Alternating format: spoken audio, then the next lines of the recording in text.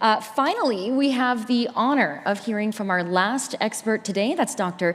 Lauren Beaupre. So Dr. Beaupre is the physical therapist and a professor in the Department of Physical Therapy at the University of Alberta. Her research focuses on outcomes and health services for people living with arthritis or recovering from joint replacement. I love the order that these speakers are in. Everyone kind of builds on one another. So please join me in welcoming Dr. Beaupre as she uses science to help us understand why and how to move our bodies, even when we have sore joints. Thank you. Wow, it is so great to see so many people in the room and to know how many are online and wanting to know how to stay healthy and active as they age. But as a physiotherapist, I wonder how many of you are sitting here thinking, I want to be more active, but my hip, my knee, my back, insert sore joint here, hurts when I try to move and exercise, and I worry about whether or not I'm harming my joint if I'm active. As some of us, as we age, are going to develop joint pain related to osteoarthritis, which is also known as OA, arthritis, degenerative arthritis, wear and tear arthritis. It has a lot of different names. And if you've been diagnosed with osteoarthritis, know you're not alone. Greater than 4 million Canadians, oops, what are we doing here? Greater than 4 million Canadians live with osteoarthritis every day. And the symptom that they talk about the most when they live with osteoarthritis is pain. I want to start with a story from a 7-year-old woman who was struggling to be active while living with knee osteoarthritis. She said, I'd stopped going to my Tai Chi class and stopped walking. I didn't quite know how to turn around because every time I turned around, I would injure a leg. Does that resonate with some of you here? Is that thought about should I move or not when I have a sore joint?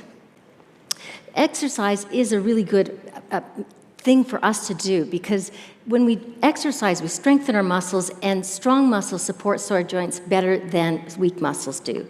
And I know some of you are probably thinking, so the crazy physio up here is telling me that what I need to do to make my sore joints feel better is to move and exercise. And what I would say to her is moving and exercise is what makes me sore. But here's what happened to our 7-year-old woman who completed an 8-week osteoarthritis exercise and education program. She said, the program stopped my cycle of injury and started building me.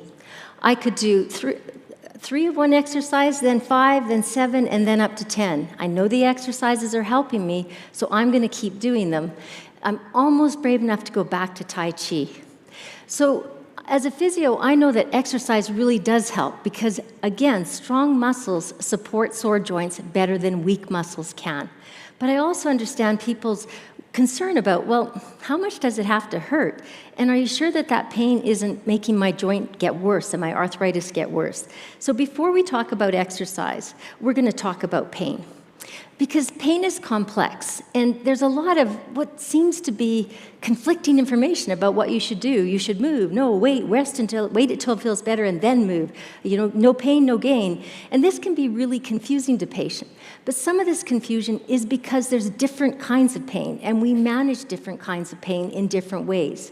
So acute pain is the pain you experience when you fall, you sprain an ankle, you maybe break a bone, you undergo surgery. And when you have acute pain, we'll apply the RICE principle of rest, ice, compression, and elevation. And here we are saying, okay, don't exercise too much, don't push through your pain, go slow, take it easy. But here's the thing with acute pain. We expect it to be short-lived and resolve, and to go away as you start to recover from your injury or surgery. Chronic pain, on the other hand, like osteoarthritis pain, is pain that does not go away, and it can even start without an injury. Often people will talk about a joint that's achy if they stand on it too much, that gradually progresses to a joint that hurts every time you try and go up and down the stairs. Because this is pain that doesn't go away easily, we have to start to treat and manage it differently. And know that chronic pain, unfortunately, is more common than acute pain, and it becomes more common in older people. So 4 in 10 people in their 70s are living with osteoarthritis. And for some of you, if you've had a knee injury, you may actually have the onset of osteoarthritis in your 30s and 40s. So we have to think about how do we manage chronic pain, because you can't wait for the pain to get better. So this is a statement that I think many people think is true. Exercising when you have osteoarthritis and joint pain is harmful to you and your sore joint. And if there's one thing I want you to take away today, it's like, this is not true. Exercise is actually your friend, because if we can build the strength in your muscles, they're going to support your sore joints better. And we have pretty good evidence, actually, that exercise works to manage osteoarthritis. So this is one of the few research slides I'm going to show you today. But this is a really large study of almost 30,000 people from 3 different countries. So the results in blue are from Denmark, in red from Canada, and in green from Australia. And they looked at the change, the improvement in pain, the ability to rise and sit down in a chair rapidly, as well as people's overall quality of life after they completed a 6-week osteoarthritis exercise and education program. And so what they saw is, they measured the change in the outcomes using something that's called an effect size. And what you need to know about an effect size is, if you see an effect size greater than 0.3, we know as clinicians that we can measure that difference and that patients will tell us that things have changed for them. So you can see across all 3 of the outcomes in all 3 of the countries, in almost 30,000 people, we had effect sizes that improved all of these outcomes much greater than 0.3 in most cases. So this is pretty solid evidence that exercise is effective to help manage your osteoarthritis. But let me go back to a story, because I think sometimes stories are easier to relate to. So this was a woman in her 70s who was considering her need for a knee replacement surgery. And she said, before I started the program, I was taking Tylenol regularly, and I'd stopped doing some of the things that I enjoyed and the activities I enjoyed. Again, really struggling to be active and live with osteoarthritis. After she finished the program, she said it was great to learn about how to manage my arthritis, as well as the exercises to do and how to progress them. I'm now much more active and back to gardening, doing the things that I enjoy. So exercise is your tool to get to you, be able to do the things that you want to be able to do. And I know that, and she was no longer considering her need for a joint replacement. It is not inevitable, if you get osteoarthritis, that you are going to need a joint replacement. Exercise can work. And I know, crazy physio again, you don't understand how much pain I have. Exercise is not going to work for me. But most people start the program thinking that, and are often surprised at how they can learn and be able to actually improve with exercise despite having pain. We recently did a study with 100 rural Albertans who were living with hip or knee osteoarthritis and are, again, considering their need for joint replacement. And what we found is, after the 8-week program, 91 of 100 reported improvement in at least pain, function, and/or quality of life after completing the program. Exercise is good medicine for osteoarthritis. And when we checked in with them 1 year later, most had retained the program benefits. And so they told us it's not just about learning about exercise, it's also learning about osteoarthritis and how to manage that pain associated with osteoarthritis. Knowledge is power here when you're living with osteoarthritis, to understand what the disease is and how to best manage it. I want to challenge you here, if you live with osteoarthritis, to change how you think about your pain. And instead of thinking about how much does it hurt and how much worse is it going to get, I want you instead to think about how much does the pain interfere with what I want to do. When we start to think about pain as interfering, we can also then start to think about, well, what could I do to make it interfere a bit less? And when we start to do that, that's a first step to starting to be able to actively manage your pain associated with osteoarthritis. I want you to imagine your pain. We do like the word imagine this morning.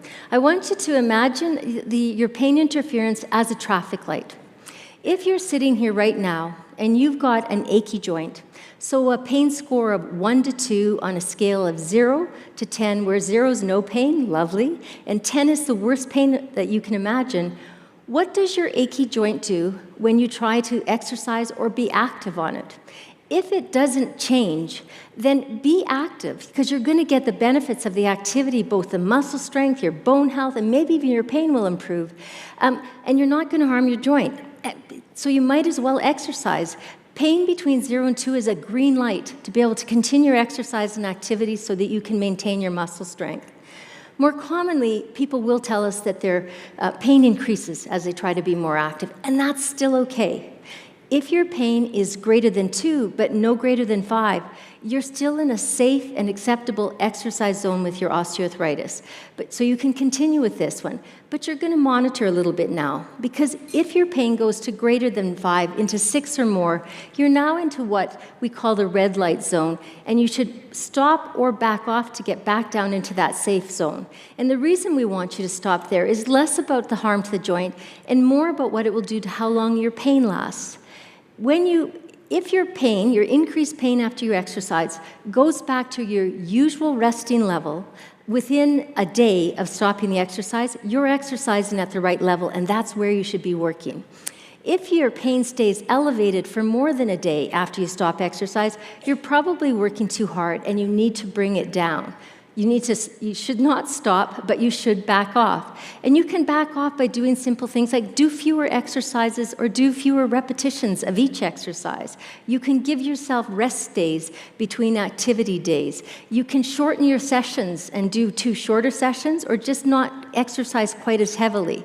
You don't have to use weights when you're first starting. You can just use your body weight until you build more strength, because your goal is to stay in the yellow light zone so you can stay active. If you're someone who doesn't really like the idea of going to the gym and getting all sweaty, that's okay. You can still strengthen your muscles even working at home. And one of the best exercises that we can do as we get older is something that's called the sit-to-stand exercise, because we all have to get in and out of a chair multiple times. If it's hard for you to get out of a chair right now because your joints are sore, then you can start with a chair with arms. And the goal of this exercise is that you would aim to be able to do 2 to 3 sets of 10 to 15 repetitions using your arms to help you stand up, and this is going to help strengthen the muscles in your legs and in your back and in your core.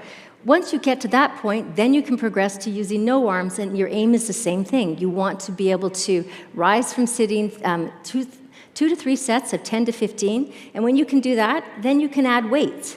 And you don't even have to go out and buy weights. You can just go to your pantry, because you can grab soup cans, jugs, and fill them with water, and that's a way to build weight.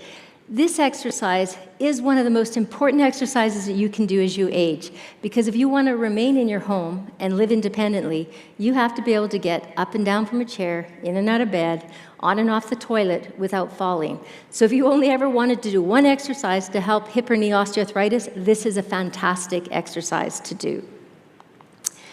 If you're instead, though, somebody who actually is active and really struggling to stay active because of your pain, know that your mental attitude is going to be key to your success. You want to avoid that all or none mentality. You know that, I'm going to shovel all the walks, I am going to get my laundry done today, I'm going to finish this workout even if it kills me. When you take that approach to exercise, you're probably in the red light zone. And so what that does is it means you're going to be sore for more than a day. And that can be really discouraging. So back it off a bit, take it back into the yellow zone, and you have to go slower. You maybe have to spread your activities over more time, which can be really frustrating. But the goal here is that you can consistently be active, you can consistently build your strength, so you can progress in terms of what you're doing, and you don't have to experience as much pain. This simple, not easy, simple change in attitude can be really empowering. What are other things that you could do that can make managing your pain a little bit easier? Heat and ice are effective to help osteoarthritis, although ice is usually more effective if you have increased pain after exercise. You can use walking sticks, canes, walkers to help you mobilize off, because they offload the joint and they'll actually help your balance.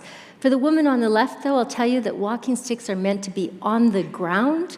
Don't carry them. This is what my 88-year-old mother likes to do, and I'm like, no, use them. You're supposed to use them. So these can help offload the joints, and use them if they'll help you be more active. You also don't need to buy expensive knee braces or think about really expensive shoe insoles, but if they help you, if a simple knee brace or putting an insole in your shoe will allow you to be more active, then use them.